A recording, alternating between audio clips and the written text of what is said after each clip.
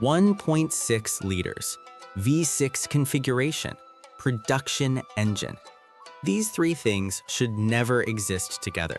But in the 90s, the Japanese decided rules were meant to be broken, and they created two completely insane motors. While America was building 5.7-liter V8s, Japan was creating 1.6-liter V6s. That's smaller than most modern economy sedans. But these weren't just engines. This was a philosophy. It's not the number of liters that defines an engine's character, it's how you use them. Today, we're breaking down two legends: the Mazda K6, the smallest and rarest, the Mitsubishi 6A10, the most powerful and highest revving. Both 1.6 liters, both V6, both engineering madness. The battle of the tiny titans begins now. The Mazda K6, 1.6 liters. This is officially one of the smallest production V6 engines in history, but unlike other small engines, almost nobody knows about it. Why? Because it was so rare and exclusive that even in Japan, only a handful of people ever saw one. It was sold only on the domestic market, only in the early 90s, and only in one car. Early 90s, Mazda at the peak of experimentation. They had rotary engines in the RX-7, they had the tiny Miata that was exploding the market, and they had an idea: make a compact coupe with the character of a big sports car, the MX-3. Small, light, affordable. But Japanese customers needed a V6, not a four-cylinder, specifically a 6, for the smoothness, for the sound, for the status.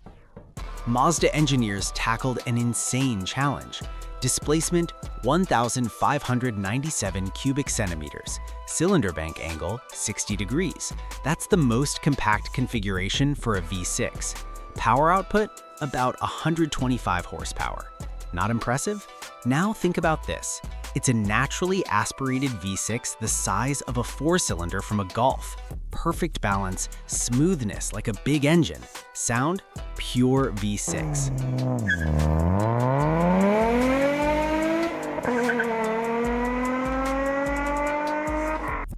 The K6 wasn't created for catalog numbers. This was an engine about feelings, smoothness at idle, linear power delivery, zero vibrations, a sound you can't get from a four-cylinder no matter how well balanced. This was philosophy. It doesn't matter how many liters you have. What matters is how they work together. The K6 was produced for a very short time, only for the Japanese market, only in the MX-3 and its twin, the Uno Espresso. There are no exact production numbers, but we're talking thousands, not tens of thousands. Outside Japan, almost nothing was written about it. Many still think it's a myth. They confuse it with the more common big brother, the K8 at 1.8 liters. But according to Mazda factory documentation, the K6 is a separate, standalone engine.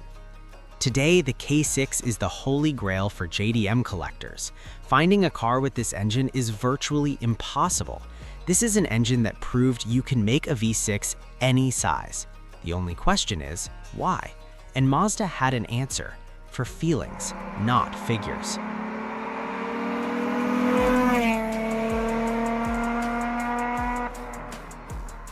Now the second fighter, the Mitsubishi 6A10.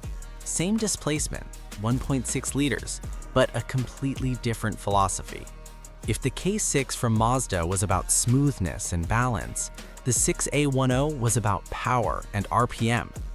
This was an engine for those who wanted to squeeze the maximum from every cubic centimeter, and Mitsubishi succeeded. Displacement, 1,597 cc's, same as the K6, but that's where the similarities end. Bore is 75 millimeters, stroke is just 60. This is an extremely over-square design. Know what that gives you? The ability to rev to insane RPMs.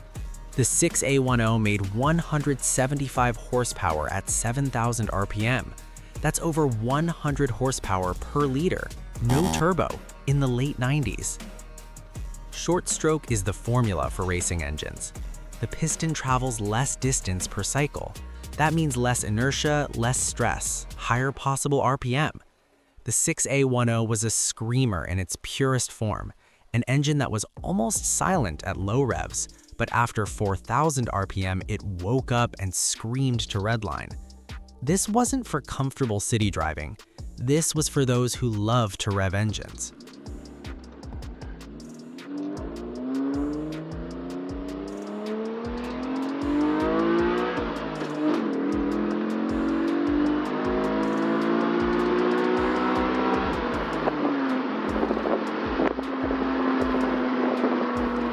The 6A10 went into compact Mitsubishi models for the Japanese domestic market.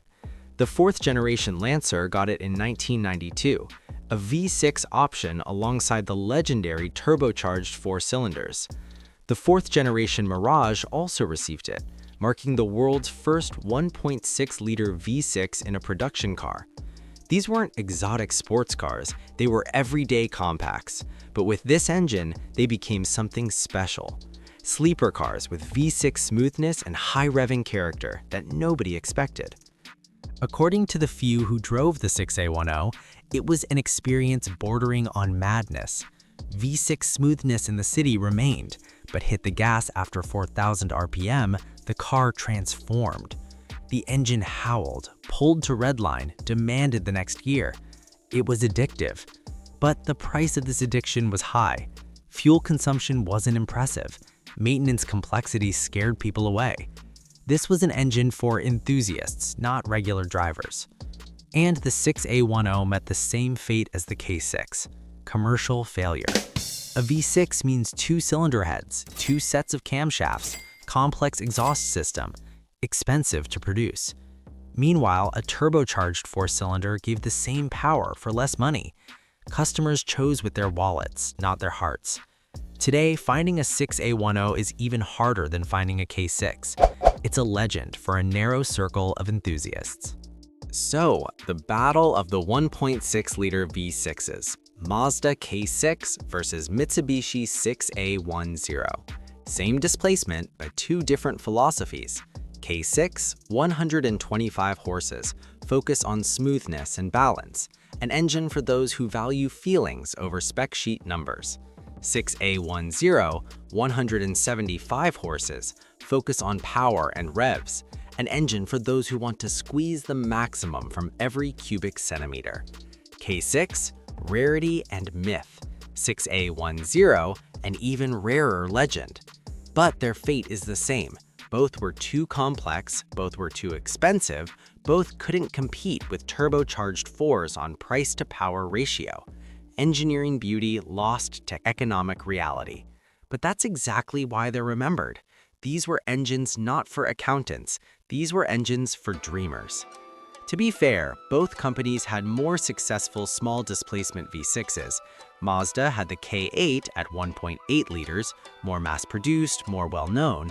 Mitsubishi had the 6A12 at 2.0 liters, the most successful small V6 in history, especially in the Myvec version with 200 horses. But those engines are a story for another video. Why did small V6s disappear? The answer is simple: economics. A V6 means 2 cylinder heads, 2 timing systems, 2 exhaust manifolds, complex balancing, expensive to produce, expensive to maintain. An inline 4 is 3 times simpler and cheaper. Add a turbo, you get the same or more power. Add a hybrid system, you get better efficiency. The V6 lost on all fronts. But it's not just about money. Priorities changed.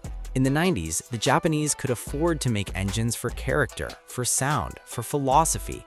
The economy was growing, customers valued technology. Today, what matters is efficiency, ecology, cost of ownership. Nobody will buy an expensive, complex engine just because it runs smoothly. The era of engineering romance is over. What did we lose? Character, soul, uniqueness. Modern Turbo 4s are powerful, efficient, reliable, but they lack magic. V6 smoothness, its sound, linear delivery, it's gone forever.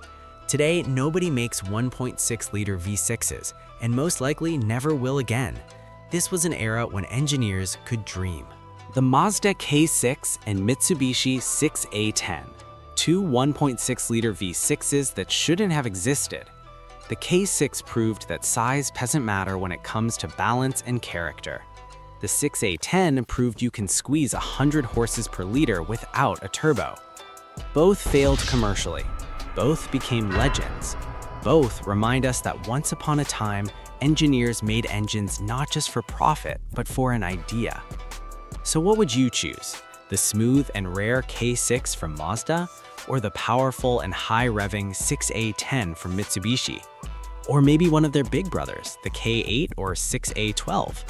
Write in the comments. Hit that like button if you found this video interesting. Subscribe to the channel. There are many more stories ahead about insane engines that changed the automotive world. See you in the next video.